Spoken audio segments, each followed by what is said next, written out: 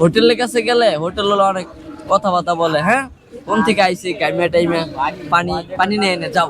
দেখা গেছে হঠাৎ করে পানি তাদের টাইম মতো দেয়, যারা গ্রাউন্ডে কাজ করে তাই সময় মতো দেয়, আবার সময় মতো নিয়ে যায়। কারণ তাদের সময় তো আমাদের মিলে না, আমাদের অনেক সময় প্র্যাকটিস করতে হয়, এক্সট্রা টাইম আমরা প্র্যাকটিস করি। ওই সময় দেখে পানির জন্য হলে পার্কে যাওয়া লাগে, নাহলে হোটেলে যাওয়া লাগে। হোটেলের কাছে গেলে হোটেল হলো অনেক কথাবার্তা বলে, হ্যাঁ কোন থেকে আইসি টাইমে টাইমে পানি পানি নিয়ে এনে যাও। আর বাথরুমের কথা তো, বাথরুম ধরলে যাওয়া লাগে পার্কে, তাও 10 টাকা করে টিকিট দিয়া। অনেক সময় সিরিয়াল, কাপড় নষ্ট হয়ে যায়, মিথ্যা কথা বললে লাভ নাই। আর নয় যাওয়া লাগে মসজিদে, টাউন হলে।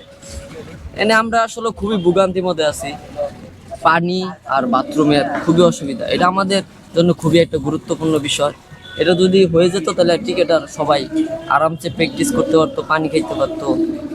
তার দেখে গেছে বাথরুমের যে অসুবিধা, এটা সমস্যাটা সমাধান।